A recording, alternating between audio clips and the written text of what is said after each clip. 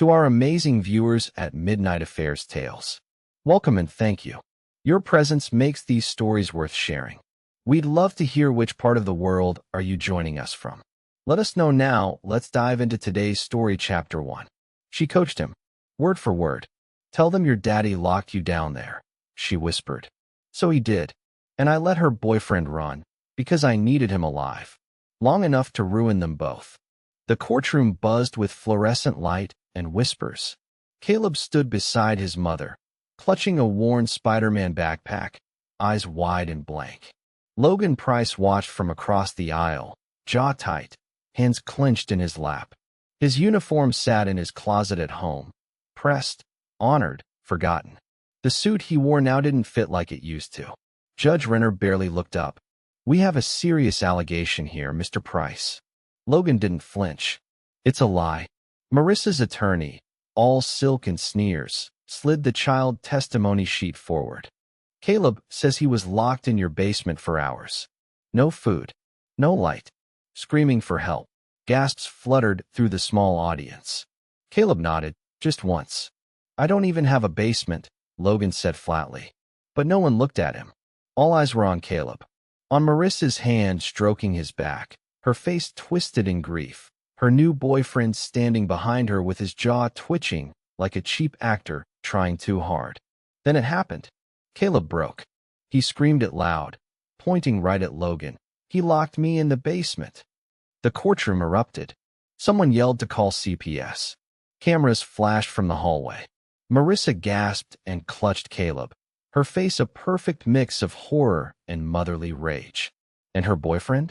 He ran, bolted through the double doors like guilt had teeth. Logan sat frozen, not shocked, not broken, studying, calculating. 3 days later, Logan sat in his truck outside Marissa's townhouse, engine off, windows cracked. Rain tapped the windshield. He wore a hoodie now, beard coming in, quiet as the dark. He watched Caleb through the window, eating cereal, watching cartoons. Fine, not a scratch on him. Her boyfriend, Trey Jennings, HVAC contractor, record sealed in another state. 1 assault charge, 2 rehab stints. And now, playing house with Logan's family. He had the footage. Marissa whispering into Caleb's ear. Picked it up from the wireless nanny cam he'd installed a month ago, after Caleb had started coming home with confusing stories. He hadn't meant to spy, but something had felt off. The boy didn't speak the same, didn't laugh the same. And then the bruises. Logan watched the clock. 8:43 p.m. Trey left like clockwork. The moment his truck pulled out, Logan slid from his car, walked to the door, and rang the bell. Calm. No hood. Marissa opened it half a crack. "You can't be here," she snapped. He didn't push, just stared. "He told me you made him say it." Her mouth twitched. "Just for a second. Get off my porch. You better hope I don't prove it." She slammed the door. He let it close. He wasn't here to argue. He was here to watch the cameras he'd reactivated under the siding. By the following Friday, Logan had everything he needed to get started. Not to fight back yet, just to understand the war. He had the video of the whisper. He had a wiretap ready for Trey's phone. He had screenshots of Marissa Googling how to win full custody against military father. What he didn't have yet was the connection, the why. Because this wasn't just spite. It was strategy. Someone was guiding her, feeding her. Logan knew operations. He'd dismantled terrorist networks with less precision than this lie. So he built a new mission. Quiet. Cold. Step 1, record everything.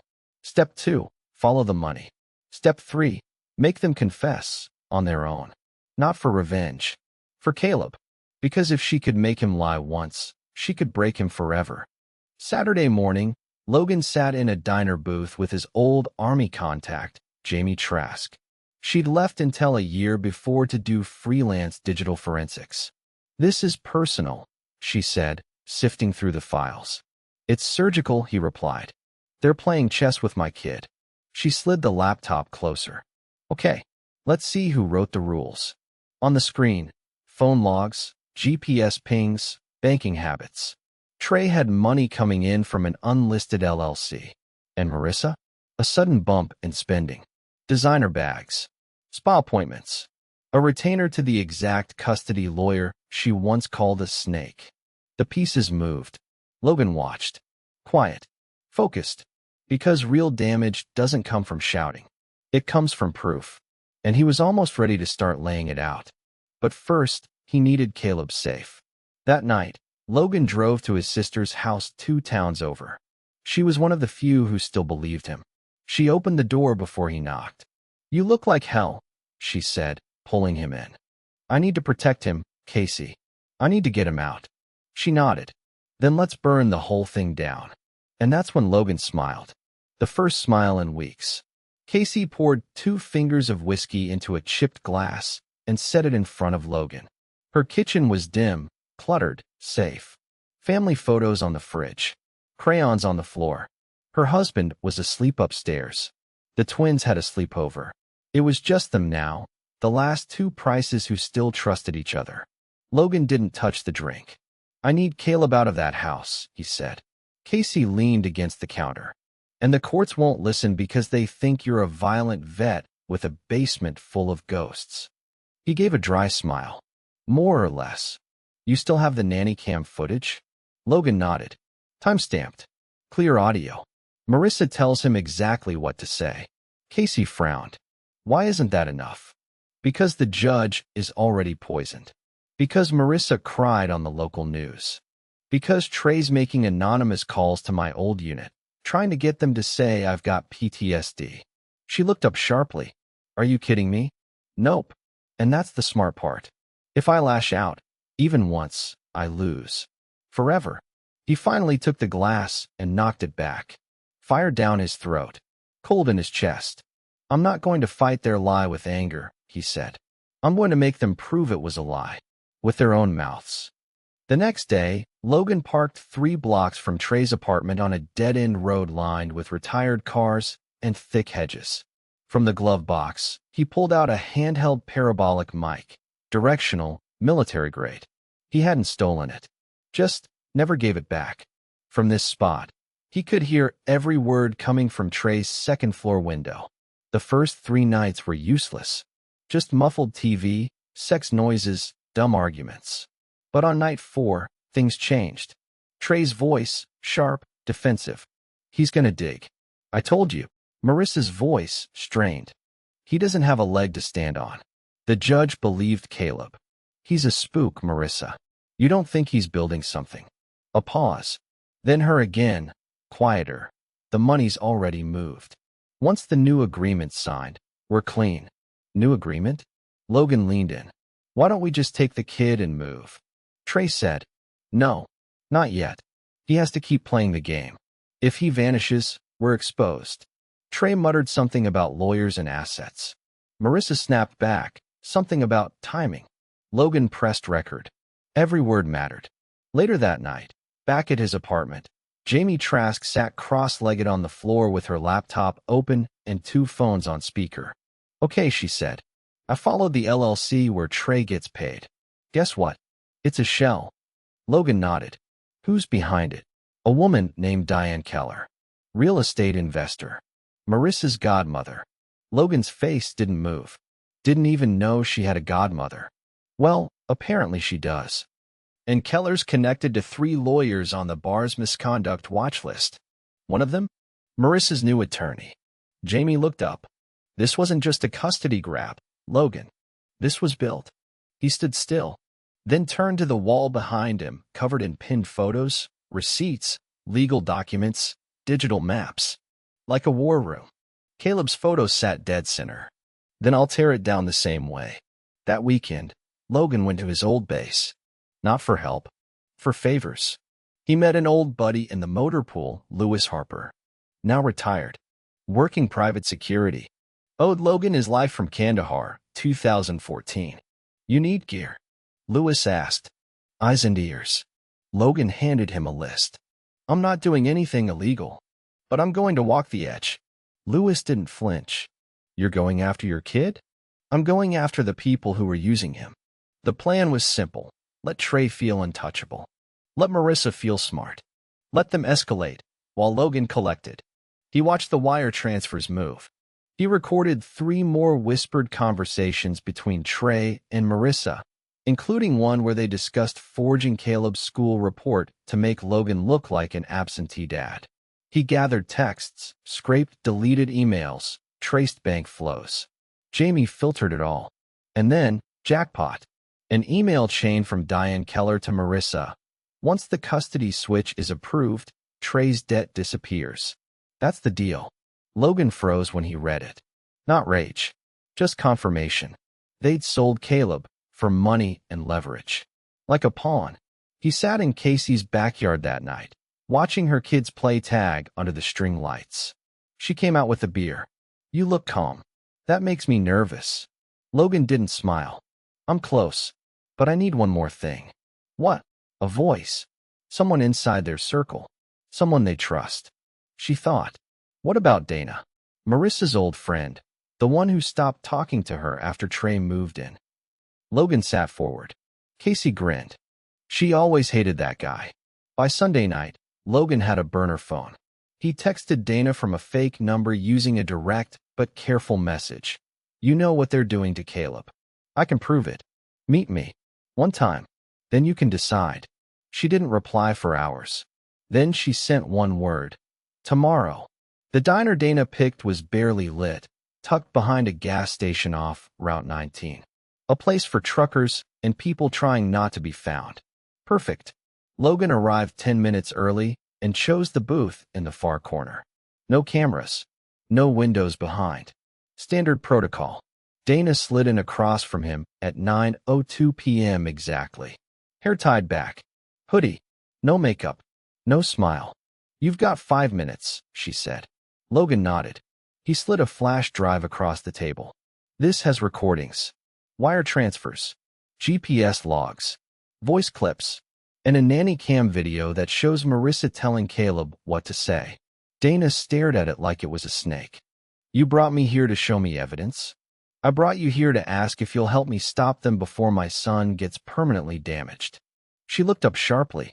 What do you think I am? I think you used to care about him. I think Trey pulled her away from you. And I think you know something you haven't said out loud yet. Dana exhaled, slow and tired.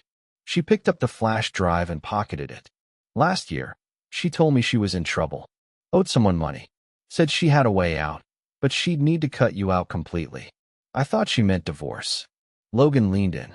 Who was she in debt to? I don't know. But I know Trey came into her life right after she started seeing this financial mentor. Some older woman she met through a property deal. Diane Keller. Dana blinked. You already know. I need more than names. Dana shook her head. They cut me out months ago, but I can get back in. She doesn't know I still talk to Casey. That was all Logan needed. You go back in. Let them think you're loyal again. If they slip up, I'll be listening. Dana narrowed her eyes. You're setting a trap. No, Logan said. I'm ending a game I never agreed to play. The next 3 weeks moved slow but tight. Like winding a clock you plan to break. Dana started showing up in Marissa's world again. Wine nights. Errands. Yoga. All while feeding Logan information he couldn't have touched on his own. Where the documents were stored, which lawyer was working off books when they were planning to move out of state. Once custody was locked, and most importantly, a name. Gavin Moretti. A family court investigator paid to independently assess Logan's parenting during the final custody hearing. Only Logan found out he'd worked with Diane Keller twice before, under different aliases. Jamie dug up the records. Logan mapped it all. The trap was forming. Logan needed leverage on Moretti. Something real. So he waited until Gavin's next court-ordered visit to Marissa's house and followed him as he left. They drove 30 minutes out to a strip mall where Moretti met with a man in a Lexus. Money changed hands. Logan photographed everything from a rooftop. Time-stamped. Zoomed. The Lexus was registered to a Keller Holdings subsidiary. Now he had it. Evidence of judicial tampering. Fraud. Custody manipulation. The kind of thing even Diane couldn't scrub. That night, Logan drove to a small office suite 2 towns over, rented under a fake name, paid 6 months ahead in cash. Inside, Maps, monitors, a printer, a cheap couch, a coffee pot, and a whiteboard labeled The Lie. He pinned Moretti's photo beneath it, drew a red line to Diane's shell company, another to Marissa's lawyer, another to the email chain Dana had just delivered. Once Moretti finishes the eval, Logan's done. The judge signs, Trey files guardianship, and we're clean.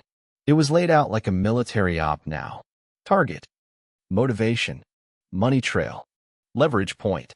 Jamie sat across from him, sipping bad coffee. You're close. Logan didn't look up. Close isn't enough. I need to break it open. The following week, he made his first move. He sent Gavin Moretti an anonymous envelope. Inside, 3 photos of him taking cash from the Lexus, a copy of the Keller Holdings registry, a single note. You're not invisible. Recuse yourself, or I make this public. 2 days later, Moretti withdrew from the case. Marissa's lawyer filed an emergency motion to replace him. The judge, already suspicious after the public meltdown in the last hearing, delayed the case 30 days. Just enough time for Logan to finish what he started. Casey called him that night. Caleb asked if you disappeared. Logan swallowed hard. Did you tell him I'm coming back? I told him his dad's working on something important. And when it's done, nobody's lying to him anymore. He closed his eyes, silent for a long beat.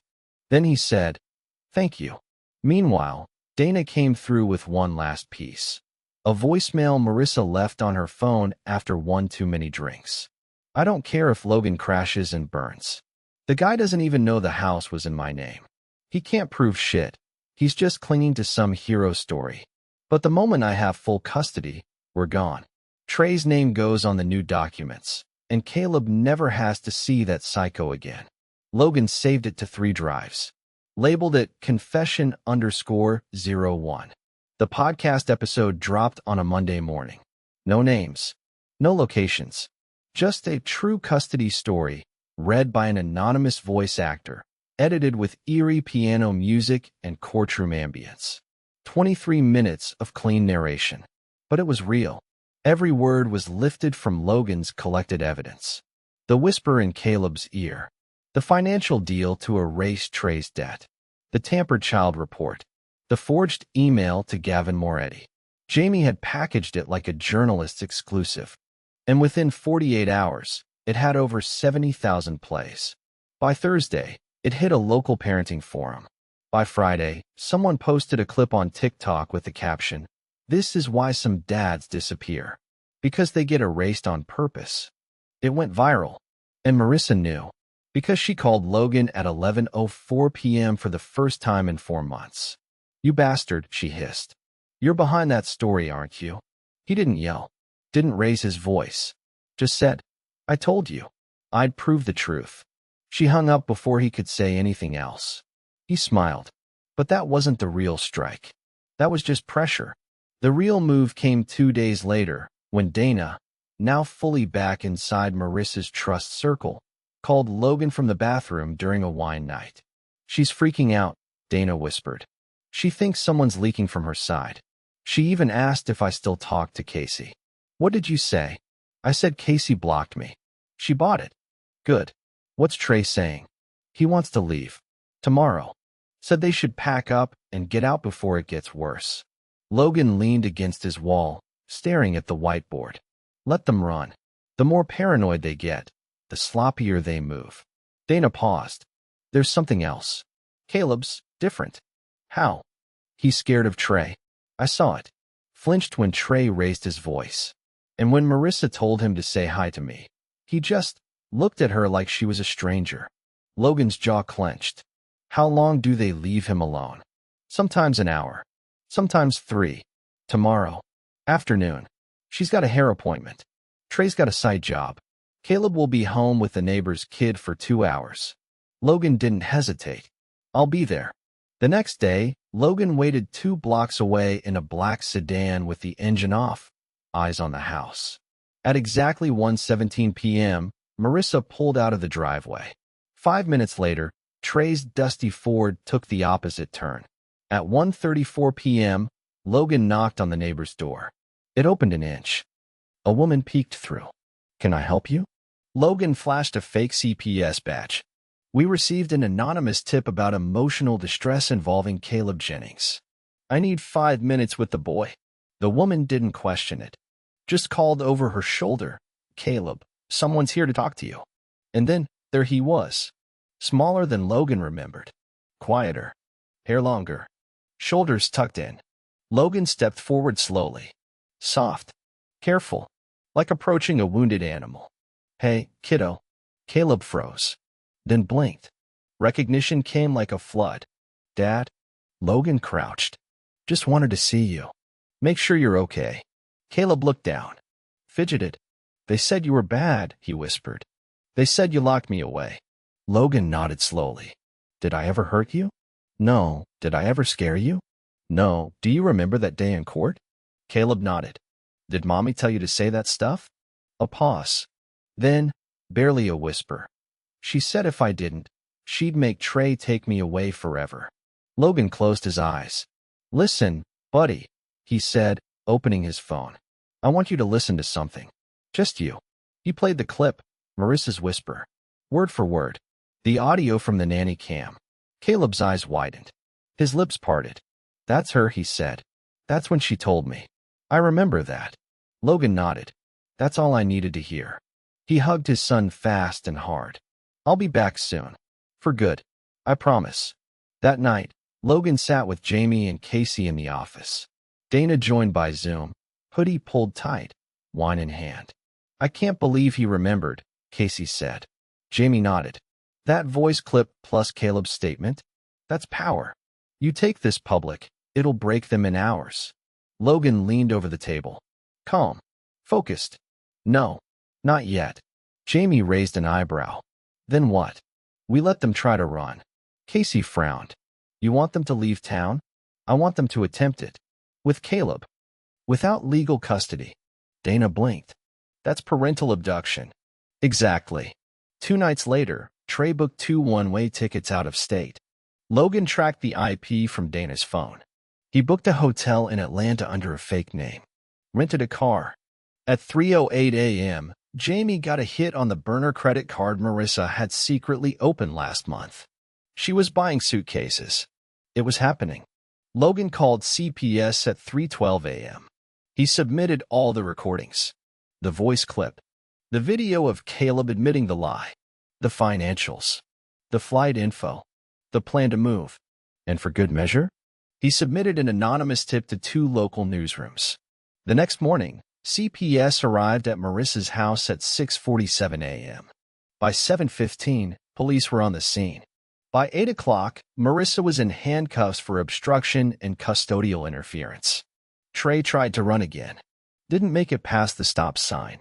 Caleb was placed in emergency temporary care with Logan's sister, Casey, while the case was reviewed.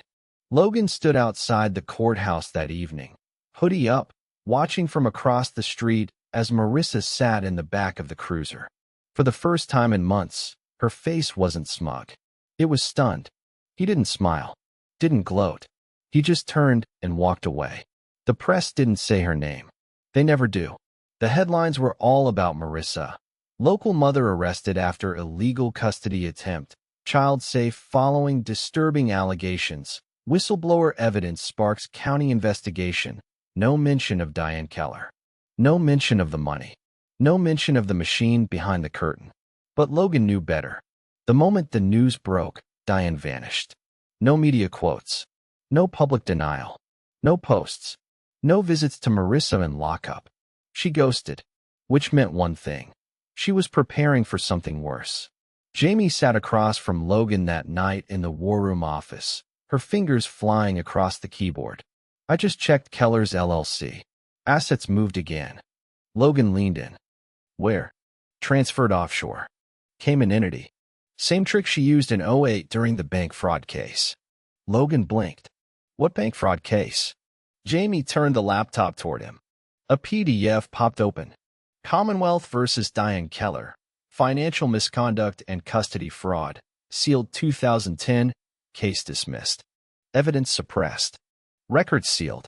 But Jamie had pulled metadata from an archive server. She did this before, she said. To another military dad.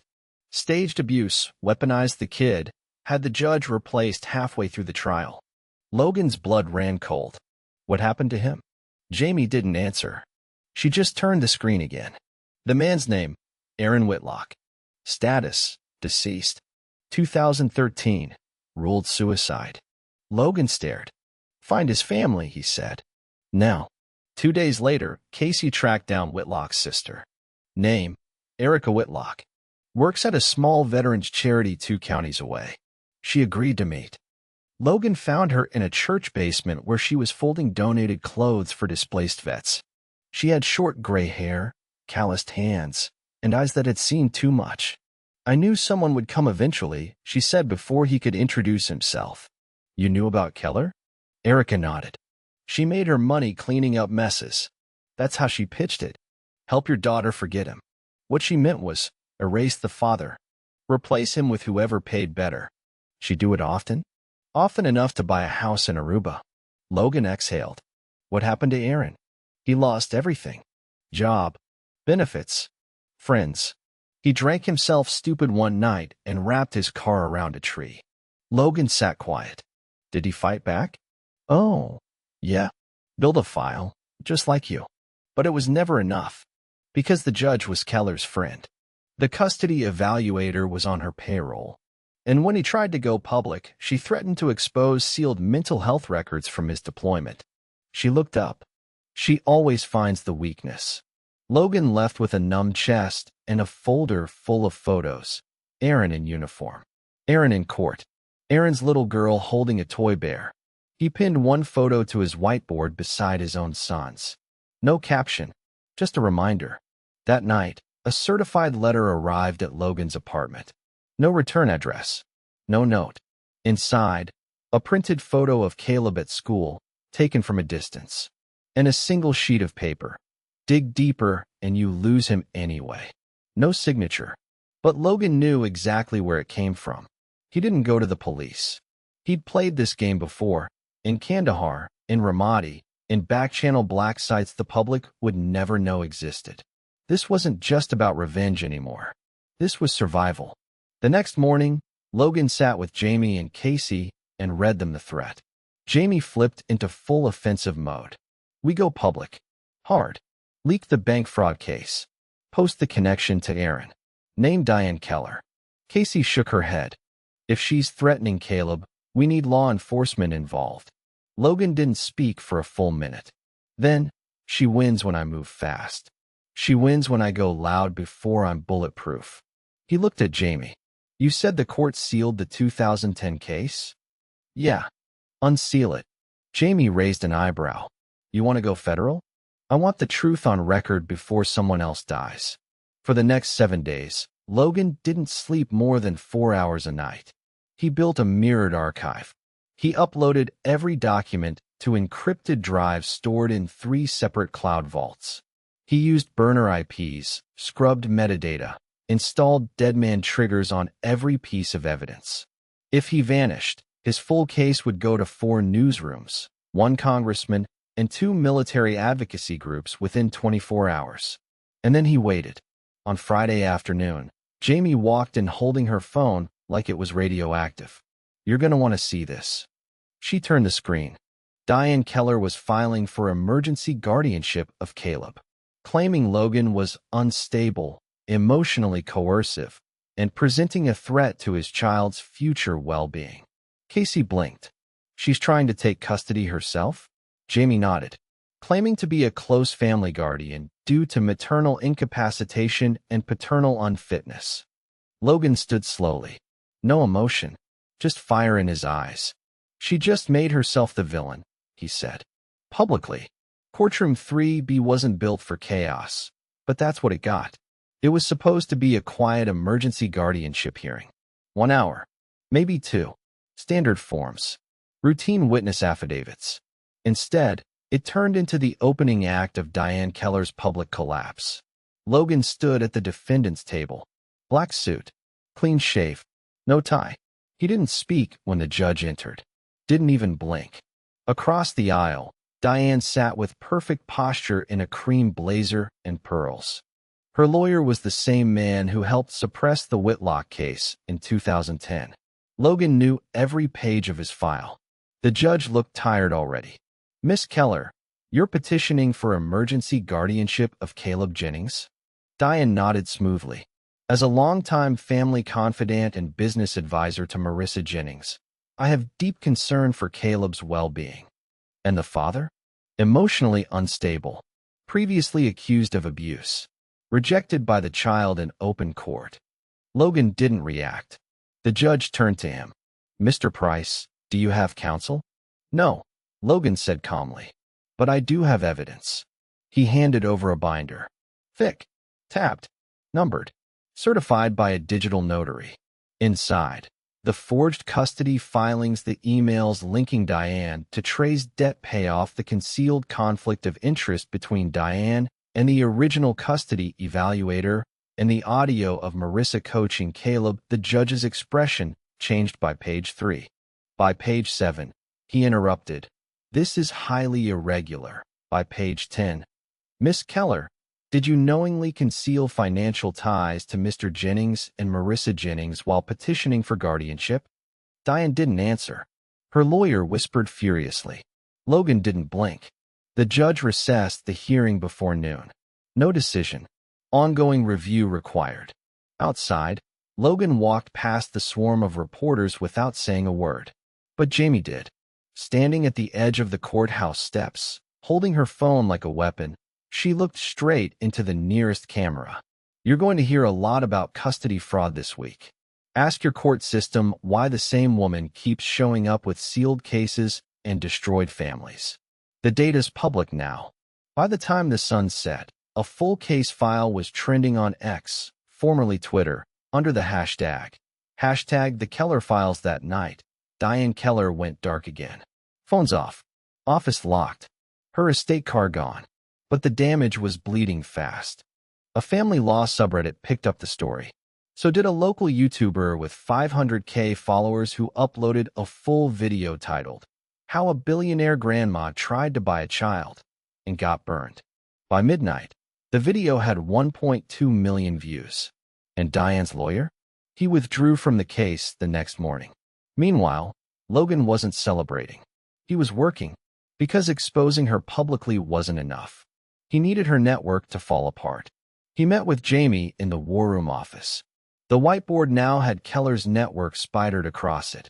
Names, shells, known judges, lawyers on retainer. "You think she'll run?" Jamie asked. "No," Logan said. "She's too proud. She'll try to silence it." "How?" "By targeting credibility. Me. You. Dana. She'll paint it as a coordinated smear." Jamie nodded. "So we get ahead of it. Step 1. Preemptive transparency." Logan uploaded a public statement to a neutral site. No rage. No emotion. Just links to files, names of former victims, and a call for oversight. He signed it. "For my son. And for the fathers who didn't make it." Step 2. Document Dana. She agreed to go on video, blurring her face, but reading her statement aloud. Word for word. Including what Marissa said about taking Caleb forever and Keller's payout promise. The clip was included in a journalist's feature that dropped 2 days later. And just like that, Keller's web started collapsing.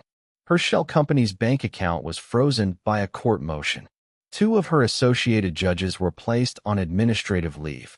A former assistant filed an affidavit about unusual document shredding in 2021. One by one, her allies started vanishing. And Logan? He never touched her. He just exposed the light switch. But Keller wasn't done. 3 nights later, Casey woke to a sound outside. A rock through her kitchen window. A note taped to it. "This doesn't end until you back off.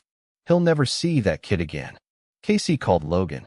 He was already in the car before she hung up. By the time Logan arrived, the cops were already at the scene. He didn't shout, didn't threaten, just handed them a copy of the Keller dossier and said, "This is your suspect. If anything happens to my family again, I'll go through every court, every camera, every state agency until you're testifying under oath." The officer just nodded. He'd seen the headlines. He knew. The next morning, Logan sat across from his son in a supervised visitation center. Caleb held a Hot Wheels car in one hand. His eyes looked older than they should. "You told the truth," Logan said. Caleb nodded. "I'm proud of you." "Is Mommy mad?" Logan took a breath. "She's scared. People get dangerous when they're scared."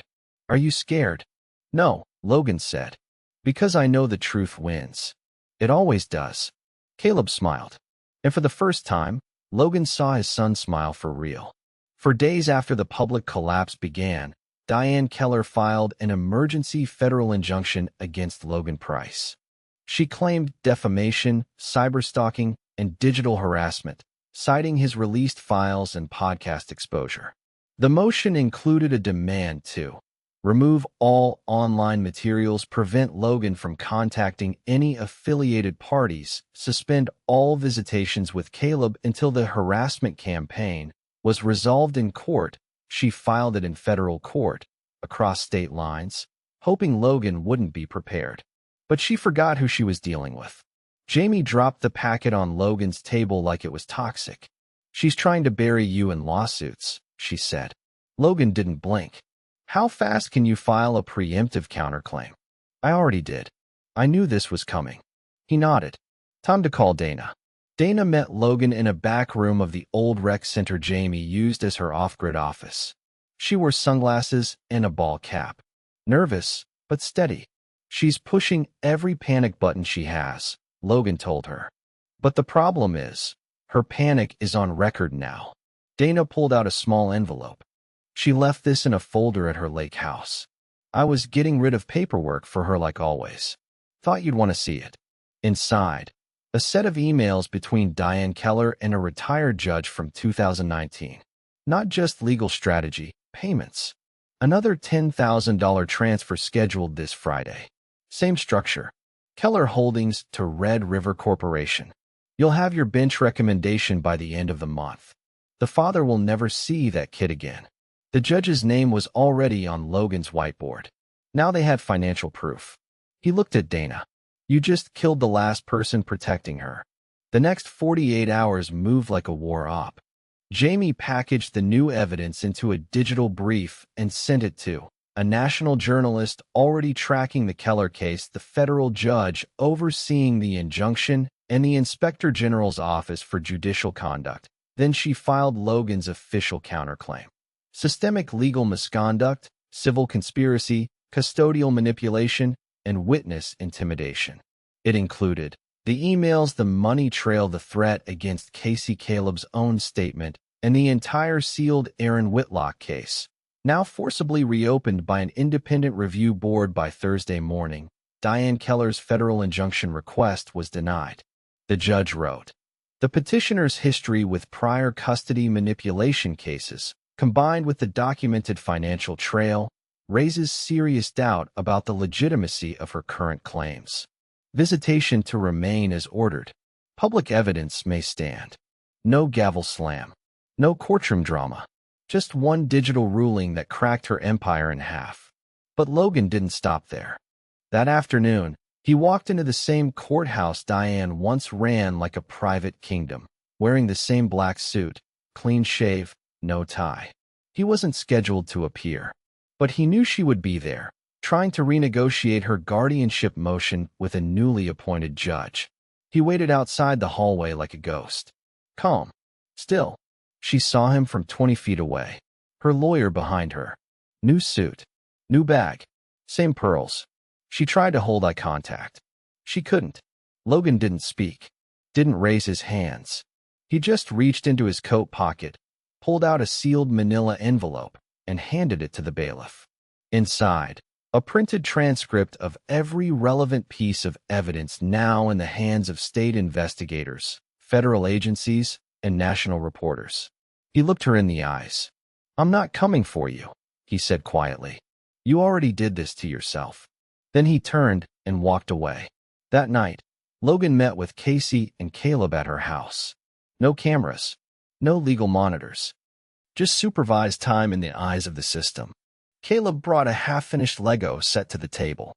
"Still working on it," he mumbled. Logan smiled and clicked on the next brick. "You're doing great."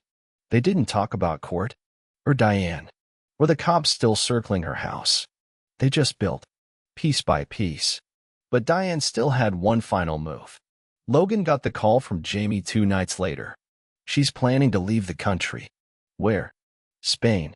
No extradition treaty. Same place Keller Holdings backup funds are stashed. Logan paused. Is she taking anyone? Jamie didn't answer. Then, she tried to get Caleb's passport reactivated, filed as an emergency family evacuation with fake documents. Logan stood up, fist clenched. But Jamie was already a step ahead.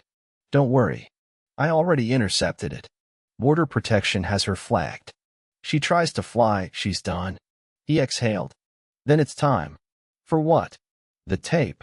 The next morning, Logan uploaded the full unedited nanny cam footage of Marissa coaching Caleb to YouTube. He titled it simply, "This is what she told our son to say." The video was 7 minutes long. Raw. No voiceover. No edits. Just truth. Within 3 hours, it hit 500K views. By nightfall, every major parenting blog in the country was covering the case. A senator retweeted it. Commenters started calling for federal investigations into Keller's entire network. And Diane? She went silent. For good this time. By Monday morning, Diane Keller's estate was surrounded by 3 black SUVs. Federal agents moved with surgical pace. No sirens, no shouting, just the sound of law catching up. 2 men walked out with hard drives. Another rolled out a safe on a dolly.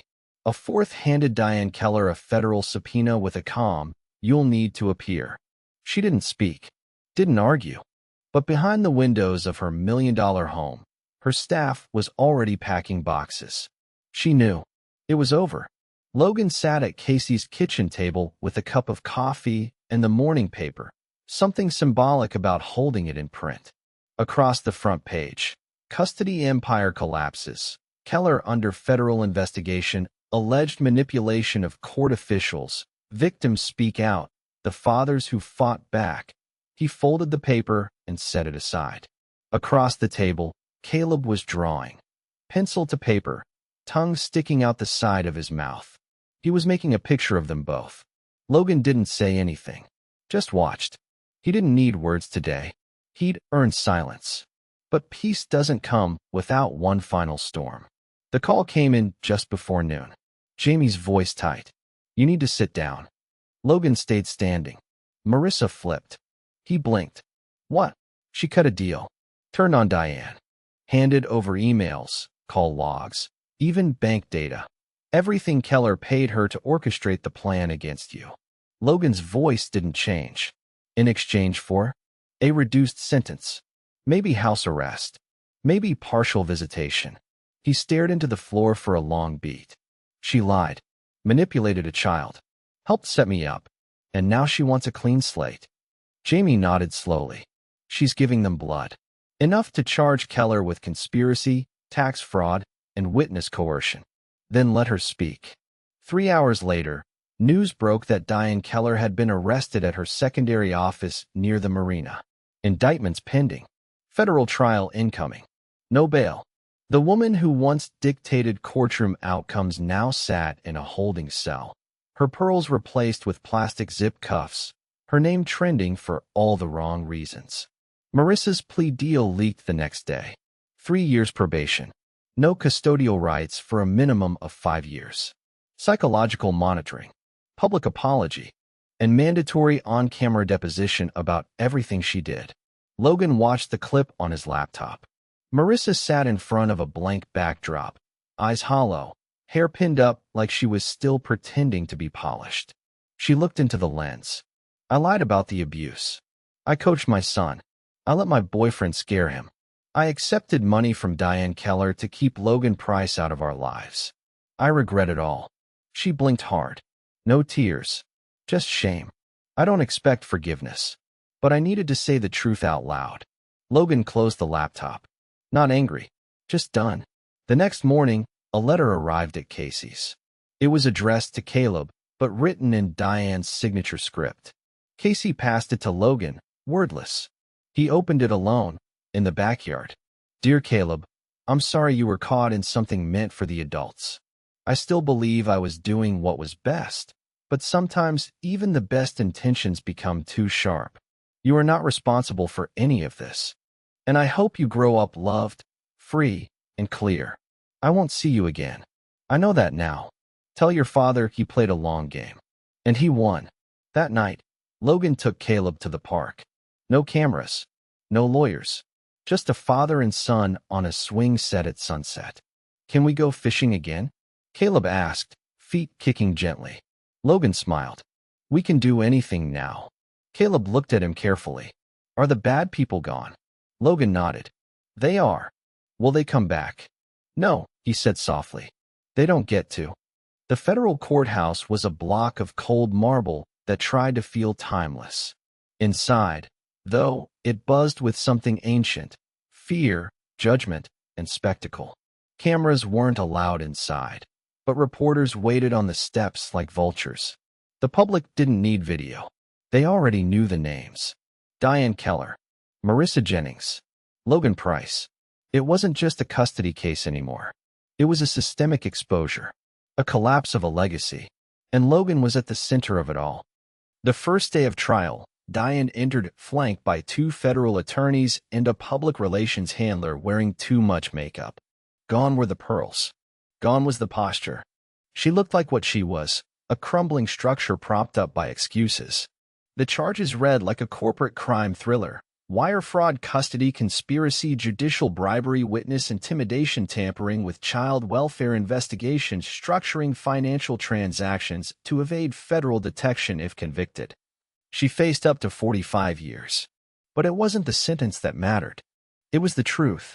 Logan arrived through the back entrance. No interviews.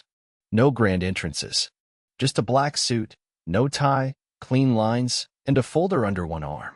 Inside that folder, the original video of Caleb being coached, audio recordings of Diane and her contacts' emails tracing funds, the sealed 2010 Whitlock case, now reopened, Dana's statement, Jamie's financial trace reports, and a notarized deposition from Marissa Jennings. The courtroom had the weight of something biblical.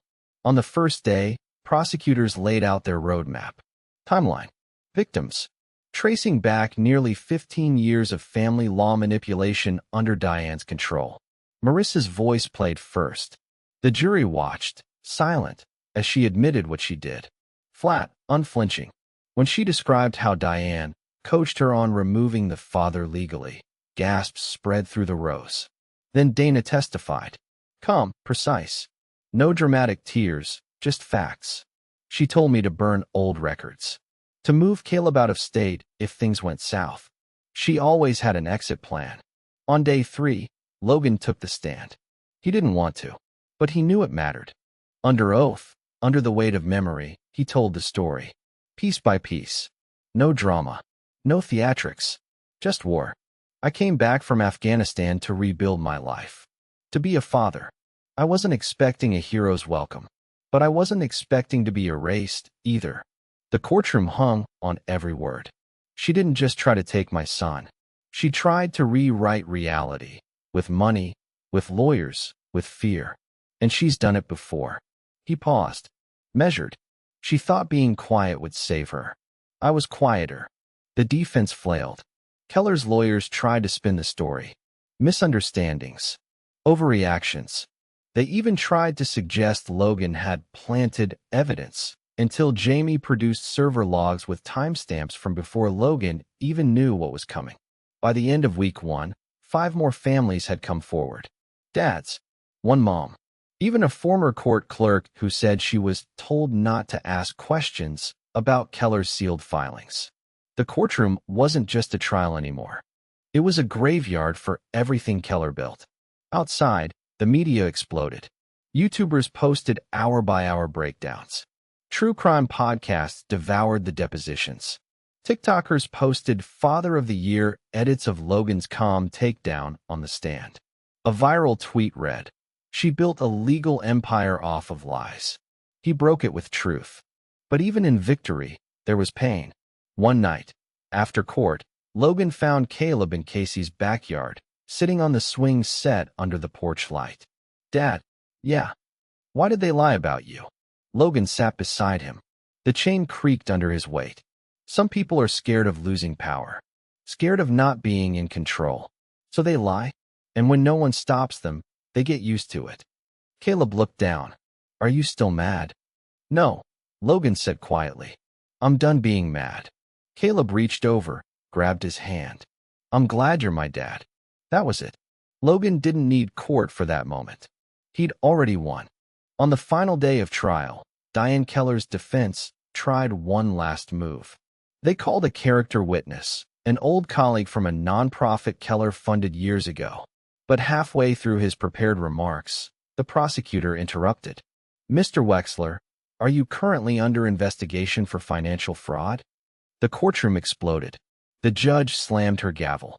Keller's lawyer dropped his pen. Logan didn't smile. He didn't need to. The system was finally eating itself. The jury deliberated for 6 hours. At 7:23 p.m., they returned. Guilty on all counts. The courtroom didn't erupt. It just breathed out, like a body exhaling for the first time in years. The judge ordered Keller remanded without bail. Sentencing to follow in 60 days. Her lawyer tried to argue. She didn't even look up. As she was let out in cuffs, she passed Logan. She didn't speak. But for a brief second, her eyes flicked up and locked with his. And there, in the quiet, he saw it. Not fear. Not rage. Just acknowledgement. The war was over. The next morning, Logan woke up to silence. No lawyer calls. No alarms. Just birds, faint and far off. He brewed coffee. Sat on the porch. Caleb was inside watching cartoons. Casey was cooking breakfast. He pulled out his phone, saw the latest headline. Keller convicted. Final statement. He played the long game. He won. That afternoon, Logan did something he hadn't done in over a year. He went to a barber shop. Cut the beard down. Clean edge.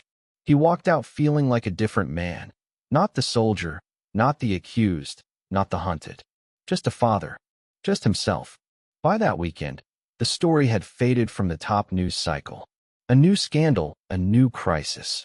But for the people who'd watched it all unfold, the fathers, the survivors, the quiet watchers who'd lived in fear, it meant something bigger. At a veterans group the following week, one man shook Logan's hand and said, "She tried to erase you. But the world remembers the truth now." That night, Logan tucked Caleb into bed at Casey's for the last time. Because next week, they were moving. A small house upstate, near a lake. Quiet, clean, safe. No cameras. No courtrooms. Just space to rebuild. As he pulled the covers over Caleb, the boy whispered, "Hey, Dad." "Yeah." "Did we win?" Logan paused. Smiled. "We told the truth. That's the win." Caleb smiled back. Rolled over. And finally slept. The air was different up here. No exhaust. No city static. No courtroom echoes bouncing off marble. Just wind through the trees. The hum of water brushing against a dock. And a gravel driveway leading to something new. Logan stood outside the lake house with a set of keys in his hand. No locks had been changed. No alarms set. Just a front door and a porch swing. Caleb ran past him barefoot, arms wide, chasing a dog Casey rescued for him from a shelter. He called it Bravo, Army phonetic alphabet, Logan figured. The boy picked it himself. Jamie pulled into the drive behind him, a duffel bag in her trunk and a grin on her face. "This your happy ending?" she asked, stepping out. Logan looked toward the lake, sunlight slipping across the surface like it had nothing to prove. "It's a start," he said. The fallout from the Keller trial stretched on for months, but Logan stayed out of it. He let the story breathe without him. The court sentenced Diane to 25 years without parole. She never appealed. Marissa kept her deal, probation, community service, and zero contact with Caleb for 5 years. Her final public statement included an apology that didn't go viral, didn't trend, didn't land. Because no one was listening anymore. The world had moved on. But Logan didn't chase silence. He earned it. One morning, months later, Logan stood at the kitchen counter cracking eggs into a bowl. Caleb sat at the table doing math homework. It was quiet, warm, like nothing dramatic had ever touched this place. "Dad," Caleb said, not looking up. "Yeah, that video of Mom whispering to me. It's still online, right?" Logan turned. "It is. Why don't we take it down?" Logan paused. "You want that?" Caleb shrugged. "People know the truth now. That's all that mattered, right?" Logan walked over, pulled out his phone, and opened the uploader account. One swipe. One click. Video removed. The boy smiled. Logan ruffled his hair. "You're a better man than I was at your age. You were a soldier. Still am. Just fighting a different kind of battle now." The weeks passed like pages. Logan started teaching self-defense classes at the local community center. Kept to himself. No interviews. No sponsorship deals. No book. One night, he came home to find an envelope taped to his front door. No address. No stamp. Just his name. He opened it on the porch. Inside, a photo. It was Aaron Whitlock's daughter, now a teenager, standing in front of a military memorial in Colorado. On the back, someone had written, "She knows who her real father was. Thank you for making sure the world knows too." Logan stood there a long time. The dog barked inside. The wind picked up. He folded the photo and slipped it into a frame on the shelf, next to one of him and Caleb on the dock. One rainy evening, Logan and Jamie stood in the garage, surrounded by shelves of files, drives, and documents. "This stuff's all dead weight now," Jamie said, tapping a bin labeled Keller Operations. "You sure you don't want to keep it?" Logan shook his head. "Not unless I'm starting a museum." Jamie smirked. "What about the war room?" "I already burned it." "You're not serious." "Backyard. Barbecue. Flames 10 feet high." Jamie laughed. "So this is peace now?" He nodded. "I'm not looking over my shoulder anymore." She picked up a folder, the last of it, and tossed it in a burned barrel near the door. Struck a match. Watched it curl into nothing. When it was done, she looked over. "We made it, Logan." "No," he said. "He made it." Later that week, Casey brought over a sealed box she found buried in her garage. Old stuff from Logan's past. He opened it on the living room floor while Caleb built Lego towers beside him. Inside, his medals, a worn deployment journal, the old camcorder from their wedding day, and a crumpled newspaper article from years ago. "Hero returns from combat to custody battle." Logan pulled out the article, stared at the headline for a moment, then folded it and dropped it into the fireplace. Some things didn't need to be remembered. Some things just needed to end. One morning, 6 months to the day since the trial ended, Logan drove Caleb to school. Rain tapped the windshield. Country radio hummed low. Before Caleb got out, he turned in his seat. "You think Mom's sorry?" Logan didn't answer right away. "I think she's still figuring out who she is when no one's watching." Caleb nodded. "That's hard, right?" "Yeah," Logan said. "But not impossible." The boy opened the door, backpack slung over one shoulder. "See you at practice?" "Wouldn't miss it." He closed the door and jogged toward the building. Logan watched him disappear through the front doors, a normal kid with a normal life. And for the first time in years, he didn't feel like he had to protect him anymore. Just raise him. On the anniversary of the first court hearing, the day Caleb screamed in public, the day Trey ran, the day everything began, Logan returned to the courthouse. Not for revenge, not for closure, just a visit. He stood in the empty lot where the news vans once lined up, where cameras rolled and strangers whispered lies into microphones. Now, just gravel and silence. He left something behind, the original flash drive. Tucked it under a bench, sealed in a plastic bag. Let someone else find it. Let the story live its own way. And that night, in the stillness of the lake house, after Caleb went to bed, after the dog curled up near the hearth, Logan stood on the dock, drink in hand, staring at the water. Jamie's words echoed in his mind from months ago. "This your happy ending?" He didn't know what happiness looked like back then. But this felt earned. Not perfect, not painless, but honest. Caleb was asleep under a roof no one could take from him. The lies were buried. And the man they tried to erase? He didn't just survive. He built something unbreakable. Which city or country are you watching this story from? Tell us in the comments. We read every one. If this story moved you, made you feel something, or reminded you of how powerful truth can be, tap that like button. Share it with someone who needs to hear it, someone who might be fighting their own quiet battle. And if you want more stories that hit deep, feel real, and never hold back, subscribe for more. We're just getting started.